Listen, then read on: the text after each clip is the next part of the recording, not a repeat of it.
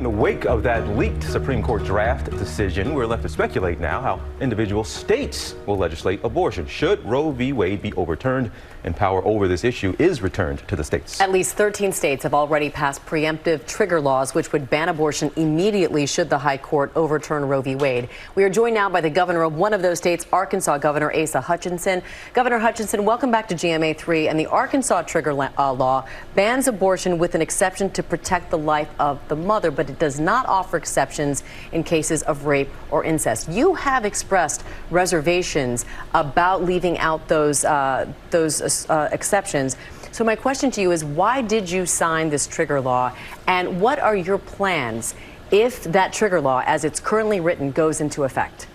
I signed that law because I've signed all pro-life legislation, but also while I have always advocated for the exceptions of rape and incest as well, it was the will of the legislature that was clear that they wanted to pass that as is in the trigger law. So I signed it. Now, I think if the Supreme Court does go down that path of reversing Roe versus Wade, the debate is going to continue on those exceptions, and every state's going to make a different determination based upon the values of that state and how the public feels about it. And that's really, I think, what our Constitution is designed from the beginning, is to return that authority to the states. Can you help us understand who is going to make the determination of the medical emergency, given that there are plenty of times and doctors will recommend that a woman not carry a child to term or even not get pregnant because that could be a threat to that woman's life if she carries moving forward. So those are reasons, but you all might not see that as a medical emergency. Who makes that determination? And can we see prosecutors taking doctors onto trial and the debate ends up being, was it a medical emergency or not? Well, that's an important point in that our trigger law does not penalize the woman. It's not a criminal offense for the woman. The penalties go to the doctor that makes the decision or causes the abortion to go forward. That would be a violation of the law. You know, whenever you have the health exception, that's a very broad term that would open up really abortion in many, many more circumstances. And so the value determination is life versus life. And of course, you want to protect the life of the mother in those circumstances. And this is going to be determined in different ways and defined in different ways by the states. Again, if the law, which right now would be the life of a mother at risk, if that needs to be broadened, that'll be a part of the debate.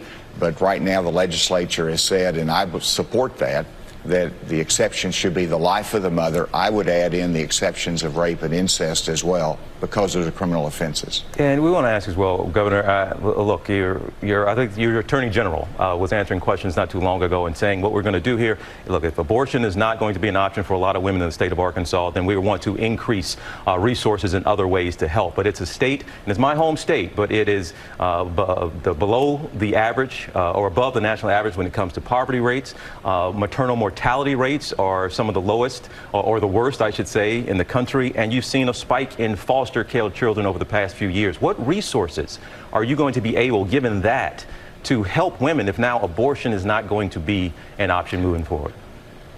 Well, thanks, TJ. And first, over the last 7 years, we've invested more in health care access, in maternal health, in adoption services, in foster care services. So it's not like we want to start now and to do this, but we need to continue to enhance that. And if you have more children that are born under these circumstances, you want to be able to protect that maternal health and to provide the services that are needed. And we're asking right now for a waiver from CMS so that we can expand those kind of services in our rural hospitals across this state. Hopefully we can get that. We want to invest in that. It's critically important that we talk about the life of the unborn, but we also want to make sure that the mom is healthy, that they have every chance to succeed, and that they have the services that are needed, and that's a high priority. Finally, Governor, you've been very vocal about not wanting former President Trump to lead this country again. In fact, you've gone so far as to say that running for president yourself is, quote, an option that's on the table, even if former President Trump decides to run. In what direction would you lead the Republican Party? Well, first of all, the issues in this fall election is the economy.